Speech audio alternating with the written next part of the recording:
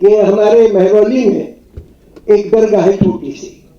मैं वहां सब्जी लेने जाता हूँ तो दरगाह की नदी से गुजरता था। एक दिन देखा हनुमान जी की आदम का मेरे से भी बड़ी मूर्ति खड़ी हो गई। तो वो मैंने देखा कि भाई वक्फ की जमीनों को किस तरीके से कब्जा किया जाता है।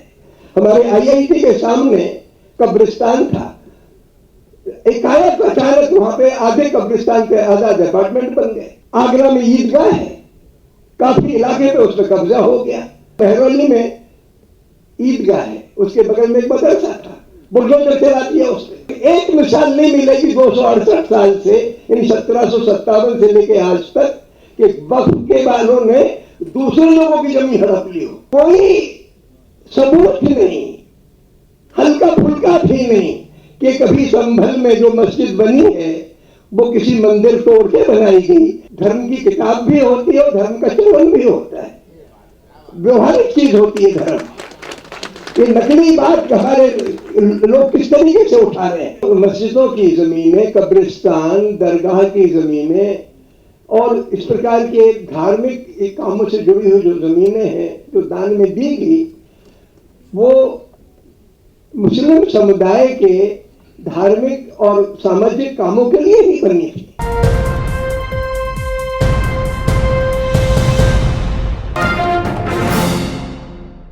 बहुत बहुत शुक्रिया। अभी अभी साहब ने बताया कि पार्लियामेंट कचहरी में ये बात चल रही है कि ये वक्फ मुसलमानों का धार्मिक मसला नहीं है या इदारा नहीं है। 2015 में एक फसाद हुआ था अटाली में, बल्लभगढ़ के नजदीक है, 11 मील दूर है वहां से। तो मैं उधर गया था। तो मसला ये था कि 2009 में वहां पर एक 60 साल पुरानी मस्जिद थी और गांव के लोगों ने कहा था कि आप इसको पक्का कर लो, क्योंकि बारिश के दिनों में नमाज नहीं पढ़ सकते लोग, उसमें पानी रिसता था और गर्मी में गर्मी लगती थी। तो लोगों ने उसकी पक्की बनाने के लिए कंक्रीट की खंभे वगैरह खड़े कर ली। छत डालने की बारी आई तो आसपास के गांव से लोग आ गए और उन्होंने कुछ लोग कचहरी चले गए 2009 में और उन्होंने स्टे ले लिया कि साहब ये तो गांव सभा की जमीन है, ये इस पर मस्जिद कैसे बना सकते हैं, जबकि वो कच्ची मस्जिद वहां पे 60 साल से चल रही थी।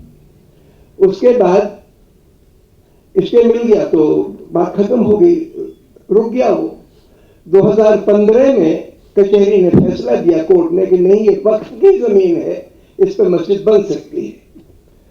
तो उन लोगों ने फिर गारा और सीमेंट वगैरह जमा किया और जब जिस दिन उसके छत डलनी थी उसके एक दिन पहले रात में करीब 1000 के लोगों ने हमला कर दिया। उस गांव में 150 मुस्लिम परिवार थे, तो 25 लोगों को तो बहुत सीरियसली जख्मी कर दिया और 25 लोगों के घर जला दिए और बाकी पुलिस आ गई कुछ देर में।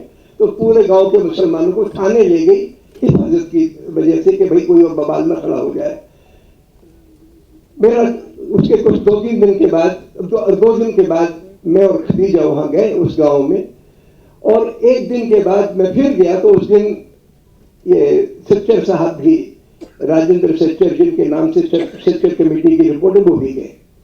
उन्होंने वो कागज देखे, कोर्ट का फैसला देखा कि भाई कोर्ट का फैसला था।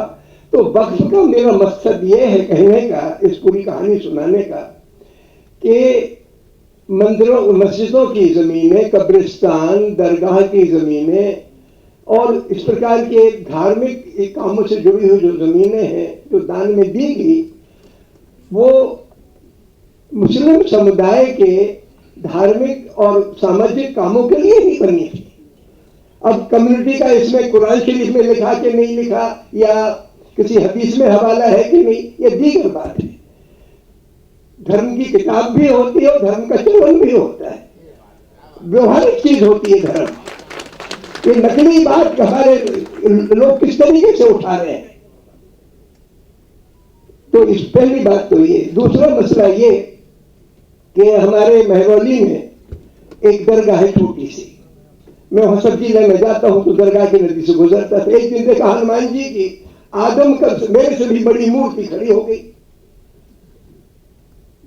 तो वो मैंने देखा कि भाई वक्फ की जमीनों को किस तरीके से कब्जा किया जाता है।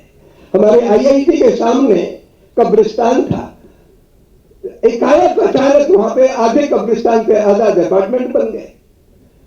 आगरा में ईदगाह है, काफी इलाके पे उसमें कब्जा हो गया। पिछले साल या 1.5 साल हुआ होगा, महरौली में ईदगाह है, उसके बगल में एक मदरसा था, बुलडोजर चला दिया उसने। कहने का मेरा मकसद के आजाद पिछले 268 साल से 1757 में जब हिंदुस्तान में अंग्रेजी हुकूमत चालू हुई, तब से मुसलमानों के लिए दान दक्षिणा में कोई जमीन मिल गई हो सरकार की तरफ से, ऐसा हरगिज नहीं हुआ, बल्कि उनकी जमीनों पर दूसरों ने कब्जा कर लिया। कई जगह वक्फ बोर्ड के मैनेजमेंट भी बदनीयती से उस जमीन को बेच दिया या उसकी लीज दे दी। जैसे बंबई में सुना है कि वो अंबानी जी जो है, उनका जो घर है वो वक्फ की जमीन पर है। तो ऐसी घटनाएं तो घटी, लेकिन एक मिसाल नहीं मिलेगी 268 साल से, यानी 1757 से लेके आज तक, कि वक्फ के वालों ने दूसरे लोगों की जमीन हड़प ली हो। अब इस 268 साल से पुराने कागज अगर आप किसी से मांगो तो उससे बात बदनीयती की दूसरी चीज हो नहीं सकती। हमारी कचहरी को ये देखना है कि इसमें सरकार का इंटेंशन क्या है। क्या ये जमीनें जिन्होंने कब्जा कर रखा है और कब्जा करना चाहते हैं, वो एक रास्ता ढूंढ रहे हैं कि आप किसी भी जमीन को डिस्प्यूटेड बता दो और कह दो कलेक्टर फैसला करेगा इसका कि साहब ये वक्फ की जमीन है कि नहीं है, कानूनी जमीन है कि नहीं है। और चूंकि हिंदुस्तान के ज्यादातर कलेक्टर जो वहां की सरकार होती है उसकी हमें हाँ मिलाने वाले होते हैं, इसलिए इंसाफ की तो आप उम्मीद कर ही नहीं सकते। एक मसला ये। दूसरा मसला ये खड़ा हुआ, अभी मैं गया था उधर यूपी में संभल और फिर वहां गया अजमेर शरीफ, इन दोनों पे मुकदमा लगा दिया गया।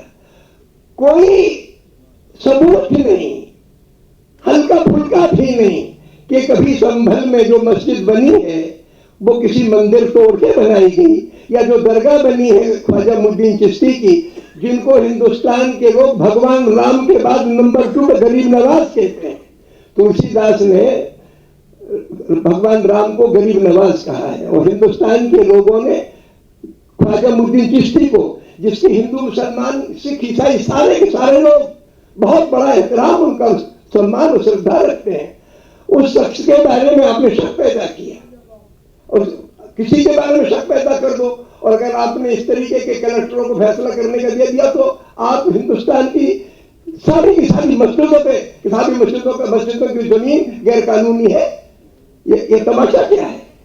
इसलिए मैं महसूस करता हूं कि हम सब लोगों को वक्फ के सवाल पर, कचहरी का मसला अलग है, अपना काम करती रहे, सांसद अभी इस पर हिम्मत ना हारे, क्योंकि सरकार अल्पसंख्यक सरकार है। 543 में 240 ही उनके पास है, बाकी लोगों के जुगाड़ बिठा लिया तो कानून पास करा लिया, लेकिन इसके एक एक प्रोविजन पर फिर हलचल मचाने की जरूरत है। और वो लड़का जो कह रहा था भैया अभी बात तो उसने गंभीर कही कि मुसलमान खड़े कैसे होंगे, वो तो जुबान खोलते तो जीभ काट दी जाती है, करेंगे क्या। लेकिन भाई सब्र रखने से हमारे हिंदुस्तान की लड़कियों ने शाहीन बाग में जिस तरीके से, बहुत खतरनाक कानून था एनआरसी, और असम में उसका नतीजा हम देख चुके थे, और एक नियत थी पूरे हिंदुस्तान में एनआरसी लागू कराने की। 100 दिन का जो शाहीन बाग का आंदोलन चला, दिल्ली में 7-8 जगह चले, पूरे मुल्क में 200 जगह चले, उसका असर पड़ा कि देशव्यापी एनआरसी नहीं चल सका। हिम्मत ना हारे, हिंदुस्तान के बेजुबान अवाम में सच्चाई की ताकत है और इसका प्रतिकार होगा। संख्या बढ़ाने की जरूरत नहीं कि साहब हमारे साथ दलित जुड़ जाए, सेकुलर जुड़ जाए, जुड़े ना जुड़े डजंट मैटर। आपके साथ इंसाफ है, सच्चाई है और जरूर जुड़ेंगे लोग, हिम्मत रखने की जरूरत है।